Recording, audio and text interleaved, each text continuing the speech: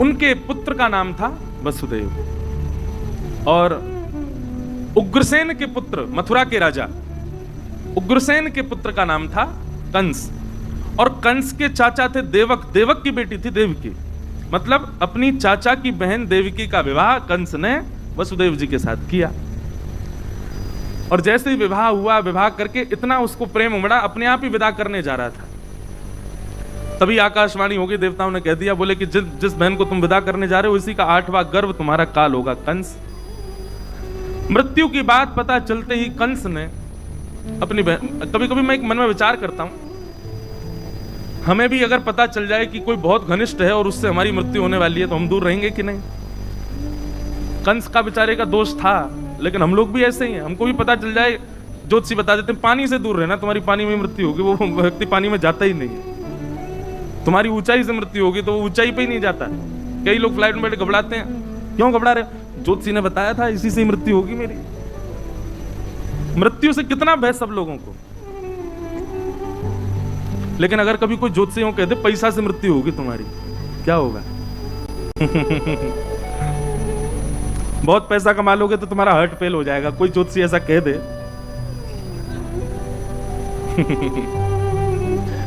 व्यास मंच पे बैठ करके भी ऐसी ऐसी बातें मन में आती हैं।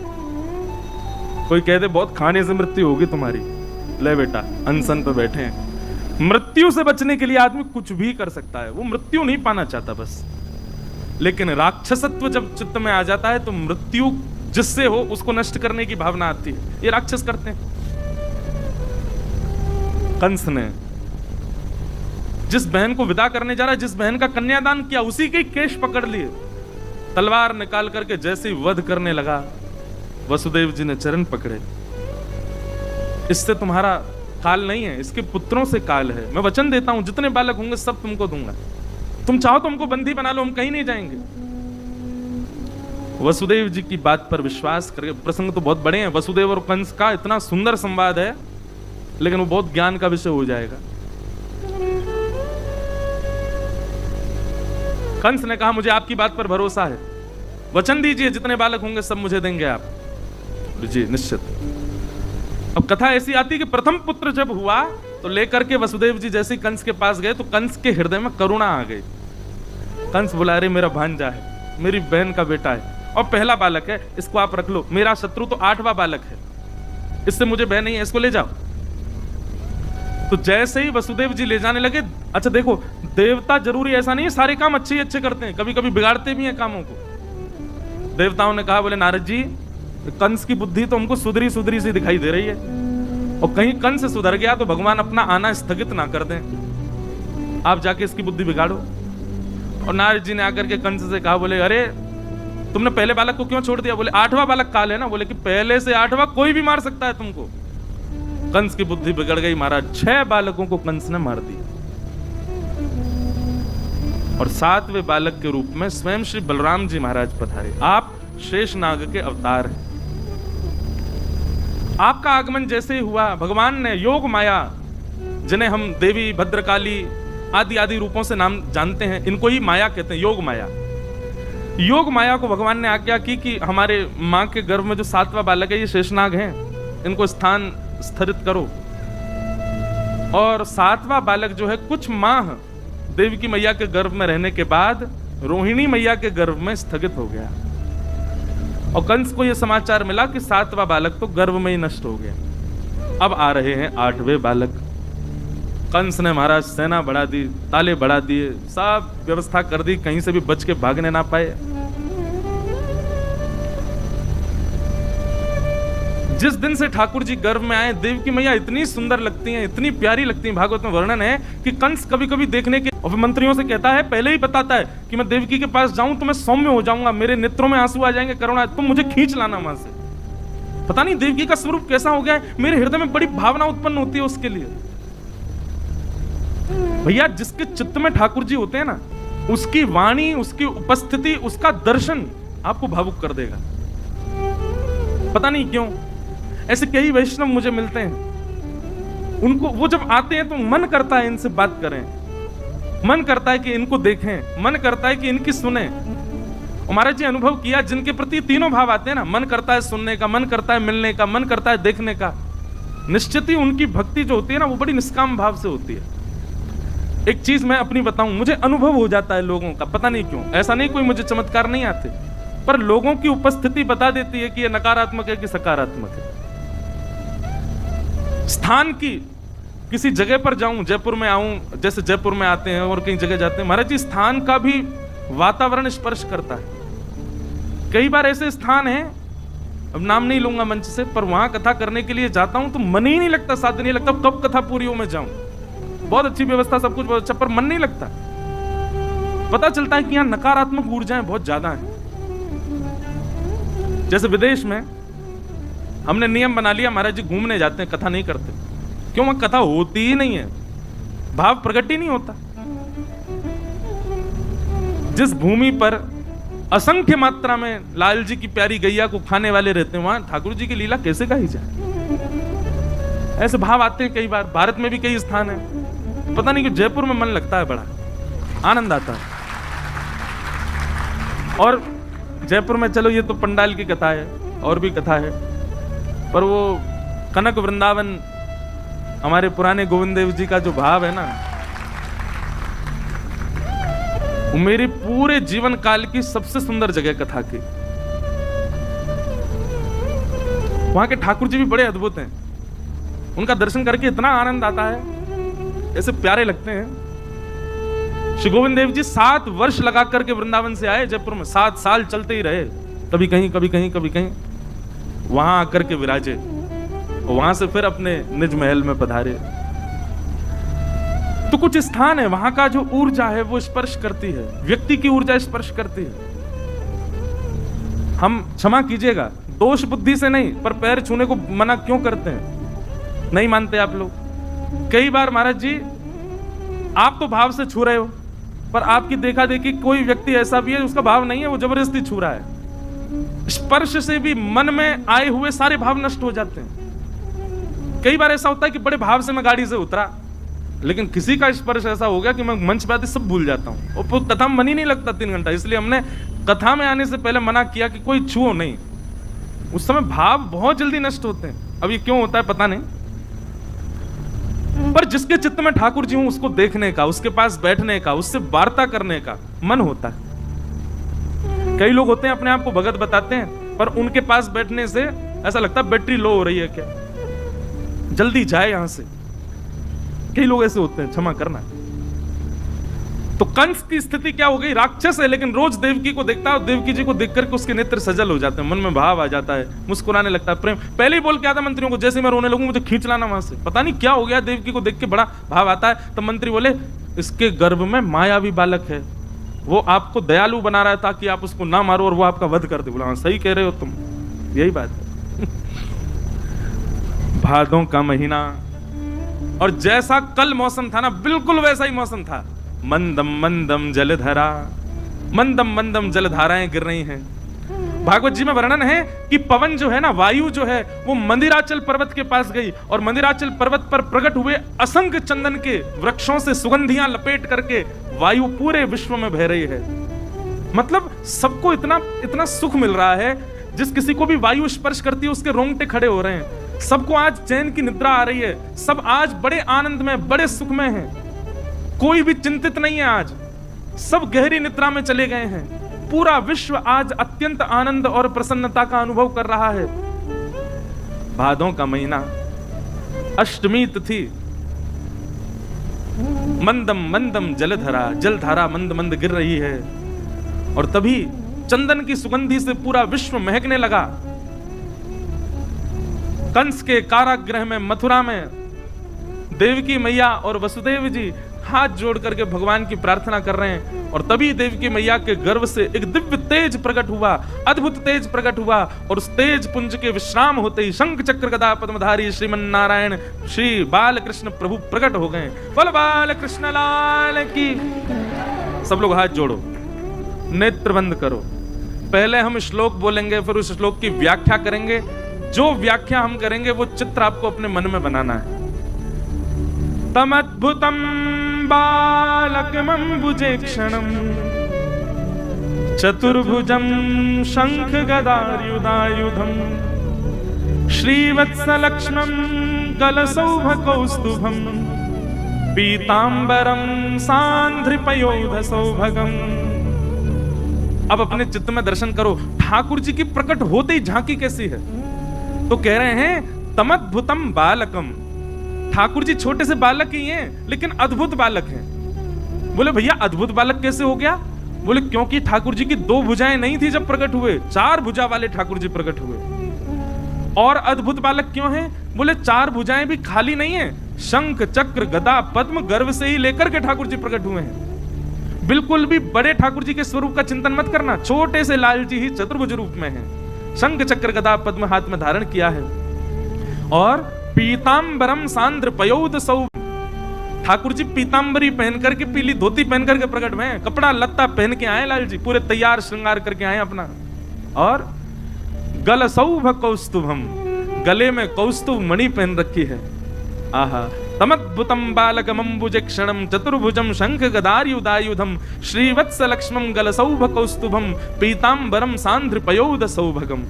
तो ठाकुर जी ने जब जन्म लिया तब 4 भुजाएं थीं, शंख चक्र गदा पद्म हाथ में थे, पीतांबरी पहन रखी थी, गले में कौस्तुभ मणि थी, और छोटे से नन्हे से गोपाल जी हैं, कोई बड़े रूप में प्रकट नहीं हुए। बोल बाल कृष्ण लाल की। दर्शन हुए सबको? कभी कभी मन होता है नेक्स्ट से गोपाल जी उन्हीं की 4 भुजा हूं, यो पेट निकल रहा नेक्स्ट से बाहर, गदमदरा से हाथ गोल मटोल लाल जी, 4 भुजा, गदमदरा से पाम, गोल गोल गाल, और 4 भुजा वाले 2 दतुइयां निकल रही हैं। वैसे तो जन्म लिए दांत नहीं थे ठाकुर जी के, होते तो वर्णन आता कि दांत थे, पोपले ही भये लाल जी। ठाकुर जी को प्रकट प्रादुर्भाव हुआ। आहा,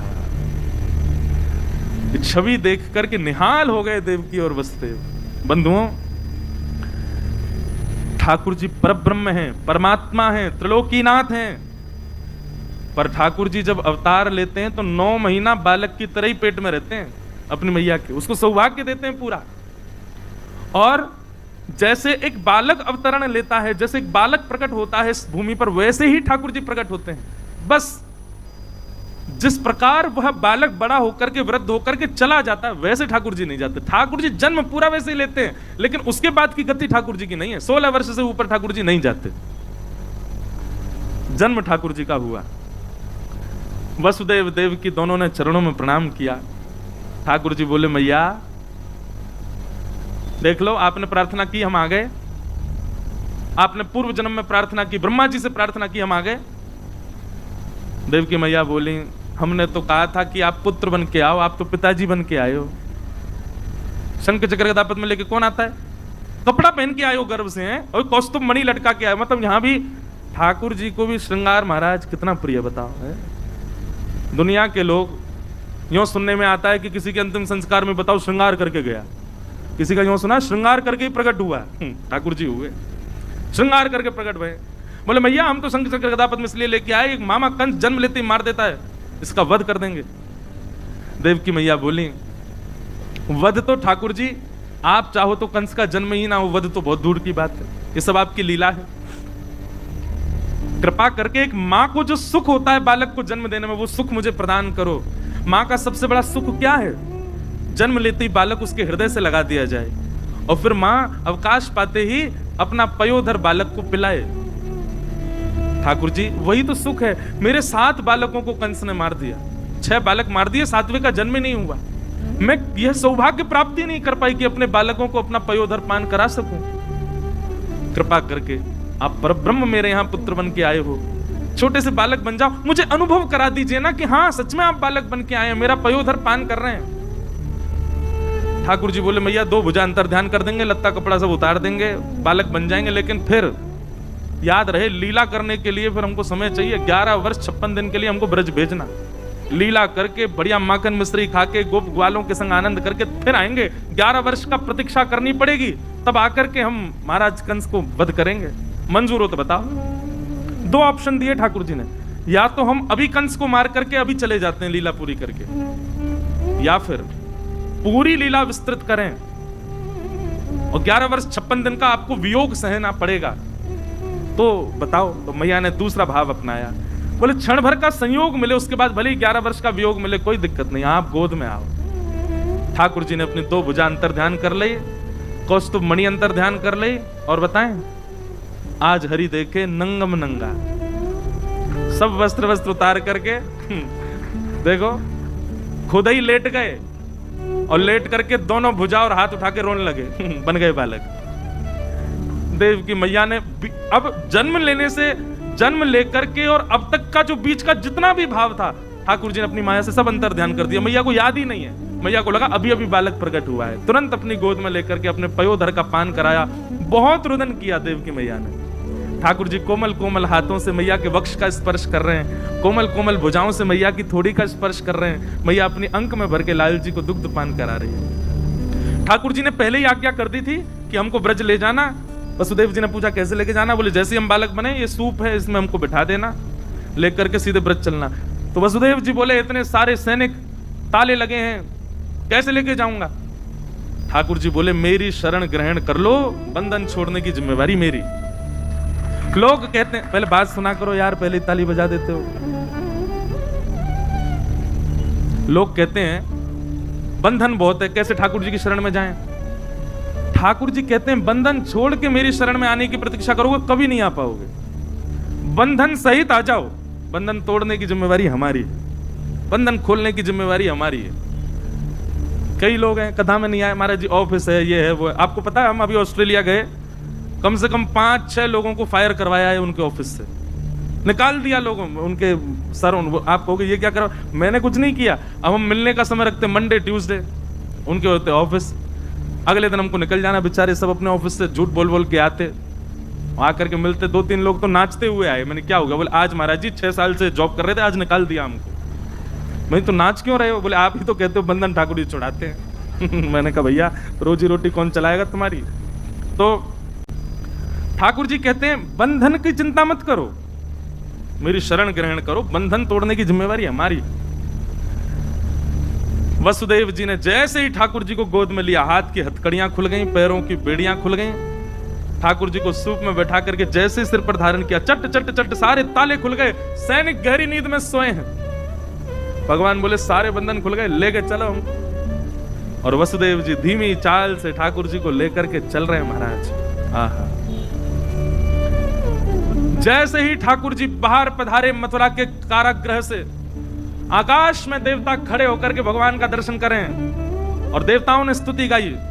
सत्यम व्रतम सत्य परम त्रिसत्यम सत्यश्च योनिम निहितम च सत्ये सत्यस्य सत्यामृत सत्य नेत्रम सत्यात्मकम त्वाम शरणम प्रपन्ना। ध्यान पूर्वक हम दोबारा ये श्लोक बोलेंगे, गिनती करना कितनी बार सत्य आया, काउंट करो।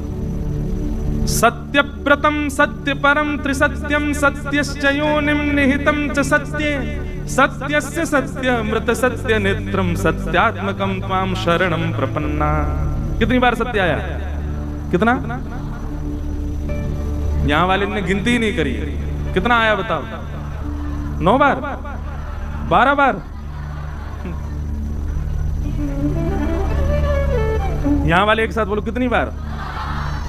12 बार, 11 बार? आप लोग बताओ क्या बोल रहे हैं महाराज जी? हैं क्या कह रहे हैं?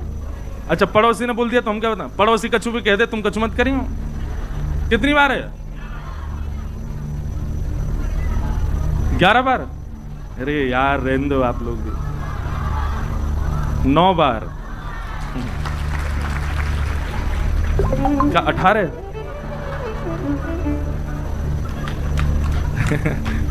गिनती करो। सत्यव्रतम सत्य परम त्रिसत्यम सत्यश्च योनिम निहितम च सत्ये सत्यस्य सत्यामृत सत्य नेत्रम सत्यात्मकम त्वाम शरणम प्रपन्ना। 9 बार सत्य। 9 बार सत्य क्यों है? सबसे बड़ा अंक है 9, 9 से बड़ा अंक नहीं है। और 9 बार सत्य कह करके मानो देवताओं ने कह दिया केवल आप ही सत्य हो। वैसे तो 3 बार कहने से पुष्टि हो जाती है, कबूल है कबूल है कबूल है। लेकिन हमारे हिंदू वैदिक सनातन धर्म में 9 बार बोला जाता है, स्वीकार है, स्वीकार है, स्वीकार है, स्वीकार है, स्वीकार है, स्वीकार है, स्वीकार है, स्वीकार है, स्वीकार है, तब ब्याह माना जाएगा। यहां 9 बार सत्य कहा ठाकुर जी को, और 9 बार कह करके मानो पूरे विश्व को बता दिया यही बाल कृष्ण सत्य पर ब्रह्म है, इनके अलावा कोई पर ब्रह्म नहीं है, प्रमाणित कर दिया देवताओं ने। भाई कोरिया से मेरे लिए कुछ कोरियन स्नैक्स भिजवा दो ना, सुना है वहाँ का स्नैक्स बहुत क्रेजी है। बकलोल हो काजे, अब इंडिया में भी ब्लिंकिट। लोग आज भी संशय कर रहे हैं पर ब्रह्म कौन है, परमात्मा कौन है। देवताओं ने पहले ही बता दिया, बोले यही है पर ब्रह्म, और कहीं मत जाओ। आहा, ठाकुर जी जैसे ही जाने लगे, महाराज भागवत में तो इतना सुंदर वर्णन है कि आज हिंसक जीव भी आपस में मित्र हो गए। शेर भी दौड़ रहा है ठाकुर जी के दर्शन करने के लिए, हिरन भी दौड़ रहा है। तभी हिरन ने आकर के 1 लात मारी शेर में, पीछे हट, मैं पहले करूंगा। शेर बोला मानता नहीं, तेरा मेरा ब्रेकफास्ट है तू। बोले आज भाई हमारे ठाकुर जी का जन्म हुआ है, आज दोनों भाव से दर्शन करेंगे, और दोनों मित्र बनकर दर्शन कर रहे हैं। सर्प मूसक एक साथ दर्शन कर रहे हैं। सर्प ने फन उठा दिया ऊपर की ओर, ऊपर चल रहे हैं ठाकुर जी, और उस फन के ऊपर मूसक खड़े होकर दर्शन कर रहा है। आज सबको ऐसा लग रहा है कि कोई हमारा शत्रु नहीं है। जिस दिन ठाकुर जी प्रकट हुए उस दिन ऐसी स्थिति हो गई, ऐसा स्वभाव हो गया। मंदम मंदम जलधारा गिर रही थी, तभी शेषनाग आए और पीछे से छतरी बना करके ठाकुर जी के पीछे चलने लगे। वसुदेव जी को इन सब भावों का अनुभव नहीं, वो तो ऐसे भाव साम्राज्य में चले, उनको पता ही नहीं चल रहा क्या हो रहा है। गोकुल जाने के लिए देखा बीच में यमुना जी, आज यमुना जी में समुद्र की तरह उफान भर रही हैं। क्यों? क्योंकि यमुना जी सब नदियों से कहती हैं कृष्ण मेरे पति हैं। नदी कहती चल झूठी, झूठ बोलती है। बोले अगर विश्वास नहीं होता तो आज अष्टमी के दिन मेरे पतिदेव जन्म लेंगे, उसी दिन दर्शन कराएं। तो आज भारत की सारी नदियां श्री यमुना जी में हैं। आज भी महाराज जी ये भावना रखी जाती है कि जन्माष्टमी के दिन अगर आपने यमुना जी को प्रणाम किया तो भारत की सर्वांगीण नदियों को प्रणाम हो जाता है। सारी नदियां आती हैं जन्माष्टमी के दिन यमुना जी में। वृंदावन में आज अद्भुत समय है, वृंदावन में सारी नदियां हैं आज वृंदावन में। जैसे ही जाने लगे वसुदेव जी, यमुना जी ने विचार किया हमारे पतिदेव आए हैं, पैर तो छू लें। यमुना जी जैसे ही ऊपर आने लगी, ठाकुर जी बोले अरे देखना आ रही है, ससुर जी चल लेंगे, उठी उठी आ रही है ऊपर को। अरे वसुदेव जी नेक तो लज्जा कर ले। बोले आप चरण दे दो। ठाकुर जी ने पलना वो सूप में से अपना चरण बाहर निकाला, यमुना जी ने एक हिलोर भर करके चरण स्पर्श किया और मार्ग प्रदान कर दिया। वसुदेव जी चलते जा रहे हैं, गोकुल पहुंचे। भगवान का सबसे पहला दर्शन गोकुल में किसने किया बताओ? हमारे पूज्य नाना जी बताते थे, यमलार्जुन वृक्षों ने। नलकूबर और मणिग्रीव जिनकी कथा आती है, भगवान उखल में बंद गए तो पेड़ के बीच से निकले, वो दोनों पेड़ गिरे। हमारे नाना जी कहते बोले सब तो सो रहे थे, वो 2 वृक्ष लंबे खड़े, उन्होंने सबसे पहले ठाकुर जी को देखा। तो फिर नाना जी कहते संत की भले ही उनको श्राप लगा, लेकिन कितनी बड़ी कृपा, भगवान का सबसे पहला दर्शन उन दोनों को हुआ। वसुदेव जी गए और जाकर के, अब देखो कथा बहुत बड़ी हो जाएगी, बहुत सारे भाव हैं हमारे अंदर। तो अब एक भावना तो ऐसी भी है कि यशोदा मैया ने एक नहीं 2 बालकों को जन्म दिया है। ट्विंस हुए हैं यशोदा मैया के, एक लाली और एक लाला। और जो लाला जन्म लिए हैं वो कौन है? वही नंदनंदन श्री कृष्ण है। और सूप में बैठ के जो आए ये कौन है? ये देवकी नंदन श्री कृष्ण है। वसुदेव जी जैसे ही पहुंचे तो वसुदेव जी को नंदनंदन कृष्ण दिखाई नहीं दिए। आपने जैसे ही अपना लाला वहां पधराया तो नंद नंदन कृष्ण और वसुदेव नंदन कृष्ण दोनों एक हो गए, एक में ही विद्यमान हो गए। और आप लाली को लेकर, अब इसके प्रमाण बहुत सारे हैं, उसमें नहीं जाएंगे। लाली को लेकर के वसुदेव जी वहां से मथुरा को प्रस्थान कर गए। मथुरा जाकर के जैसे ही पहुंचे, बालिका ने रोना प्रारंभ किया, कंस की निद्रा खुल गई। आकर के उसने बालिका को जैसे ही पटका, अष्टभुजी देवी भद्रकाली प्रकट हो गई। विंध्यवासिनी मैया विंध्याचल में विराजमान है, भगवान की बहन है वो। उन्होंने कंस को बताया कि भाई तुम्हारे शत्रु ने तो ब्रजमंडल में जन्म ले लिया है, अब यहां कंस को करने दो, आप जो कर रहा है, हम चल रहे हैं गोकुल। 80 बरस के है गए नंद बाबा। कितने बरस के? अभी तक लाला नाय भयो। पर पतो ना क्यों अब की बार सबन को ऐसा लगन लगो कि अब के लाला होएगो, अब के तो नंद बाबा के लाला होएगो ही होएगो। आहा, नंद बाबा की 2 बहन है, नंदा और सुनंदा। दोनों 6 महीना थी डेरा डाल के पड़ी हैं वहीं पे। जब तो पता चलिए भाभी हमारी गर्भ से हैं, तब से वहीं पड़ी हैं। क्यों? अब के लाला होएगो तो भैया नवलखा हार प्रदान करेंगे। सेवा कर रही हैं खूब नंदरानी यशोदा की। आज सुबह को समय है गयो, सूर्य उदय है गयो, लेकिन अभी तक यशोदा मैया उठी नहीं। जो ब्रह्म मुहूर्त में उठ जाए अभी तक ना जगी। नंदा सुनंदा दोनों ने प्रवेश किया और जैसे भीतर प्रवेश करके देखो तो महाराज यशोदा मैया के बगल में नेक सौ लाला मुख तक चदरिया ओढ़े और कुल बुलाए रहे हो है। क्या कर रहे हो है? कुल बुलाए रहे हो। कुल बुलाए नो मतलब अपने हाथ पांव चला रहे हो है और मुख से ऐसी आवाज, छोटे छोटे बालकों की आवाज आती ना, ऐसी थोड़ी थोड़ी आवाज कर रहे हैं। ठाकुर जी बेचैन हो रहे हैं। और लाल जी हैं कैसे? बोले ऐसे लग रहे हैं मानो जैसे कोई नीली मणि रखी हो। ठाकुर जी का बहुत दिनों तक जब नामकरण संस्कार नहीं हुआ तब तक यशोदा मैया नीलमणि कह करके पुकारती, नीलमणि।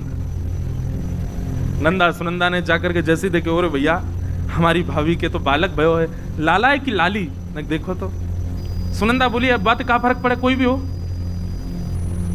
नंदा बोली देख लाली है वैसे कोई दिक्कत ना है, पर हम दोनों भूआ, हम कान मरोड़ सकें, मार सकें, पीट सकें, डांट सकें, काम करवा सकें। कौन थे? लाला थे। लाली तो कोमल हो, विवाह से थोड़ी करवाएंगे जी सब काम। एक लाला है जाए तो एक भैया के घर में हमारा आज्ञाकारी सेवक है जाएगा, एक लाला है जाए। और नंदा सुनंदा ने 21 बार हरिशरणम को जाप किया, हरिशरणम हरिशरणम हरिशरणम। एक लाला है जाए, बस एक, ये तो लाला ही हो।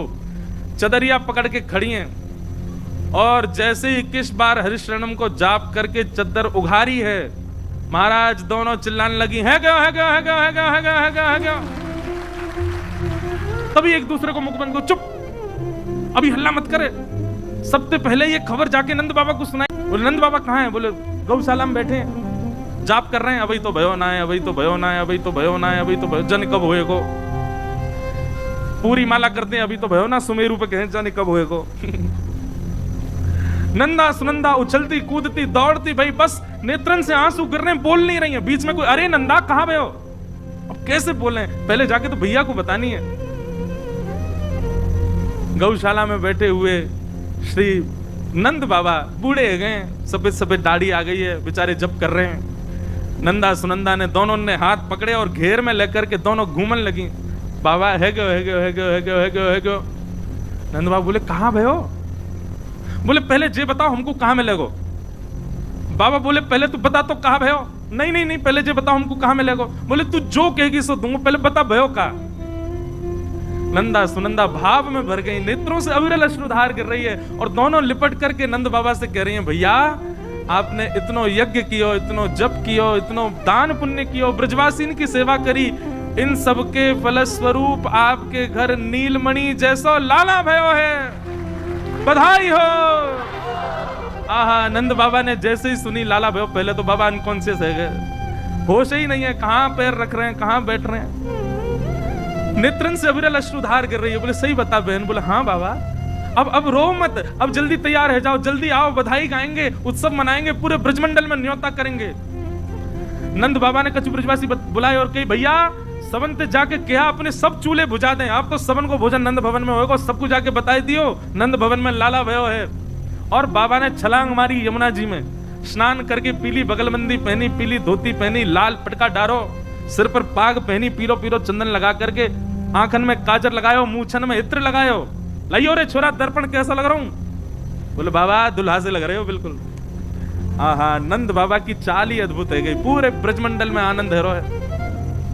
जाकू भी पता चले, भागवत जी में वर्णन है, जिसको भी पता चलता है कि नंद भवन में लाला हुआ है, उसके हृदय में उतना ही सुख है जितना सुख श्री नंद बाबा जी को। मतलब जैसे इतने लोग बैठे हैं, अब यहां में देखो कईयों के नेत्र सजल हो गए, कई प्रसन्न हो रहे हैं, कई अभी माटी के मथुना से बैठे हैं। ऐसा नहीं, सब नंद बाबा जैसे हो गए, जो सुने वही नाचन लगे, सब अपने घर पे बंधन बाहर बांध रहे हैं, सब अपने अपने घर में एक दूसरे को हृदय से लगा, अरे बधाई हो, हमारे घर हमारे नंद भवन में लाला भयो है।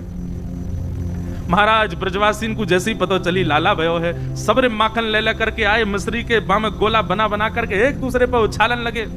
ये तो बताए हो जा रहा है सबन को कि भैया लाला भयो है। एक 80 बरस की 90 बरस की अम्मा ने करके आई, एक दांत नहीं उसके। हमारे जैसे आप क्या बोले क्या हुआ है, हमारे यहाँ बोले कहा भयो है। बोलो नेक मोहम्मद को पूरा खोलो, कहा भयो है, कहा भयो है मतलब क्या हुआ है।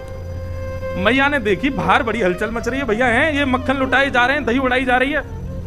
अरे बालकों जी कहा भयो है। जैसे ही मैया ने की कहा भयो, एक ब्रजवासी पहले थी गोला बना के बैठो, और जैसे ही मैया ने की कहा भयो वाले तक के मारो, और दांत तो है नहीं, और बिना दांत वाले इनको मुंह कैसे रहे, पोले से रहे, और जैसे वहां के मुंह पे पड़ो महाराज गप्पते पूरा मक्खन भीतर चलोगे। मैया जीव निकार करके अपने होटन को चाटन लगी। अरे लाला अब तो बता कहाँ भयो? अरे मैया तेरो मुंह चीकनो हैगो मीठो हैगो वो ना पता चली कहाँ भयो? अरे नंद भवन में लाला भयो है कि ना है तोते और कोई काम करवानो ही ना है, तू बस कथा कर। और ऐसे सुंदर ठाकुर जी महाराज जी मलुकपीठ वाले महाराज जी एक बात कह रहे थे, मैंने अपने पिछले जन्मदिन पर महाराज जी का चातुर्मास वृंदावन में था, तो मैं महाराज जी को सुबह नियम है कि जिस दिन जन्मदिन है उस दिन सबसे प्रथम दर्शन श्री राधा रमण जी का, जाते ही सबसे पहले राधा रमण लाल जी को देखेंगे, उसके बाद यमुना जी उनको प्रणाम, ब्रजमंडल के हमारे पूर्व ब्रजमंडल जहां आज भी विद्यमान है ऐसे तटीय स्थान को प्रणाम, वहां ब्रजरानी मिल जाती है उनको प्रणाम।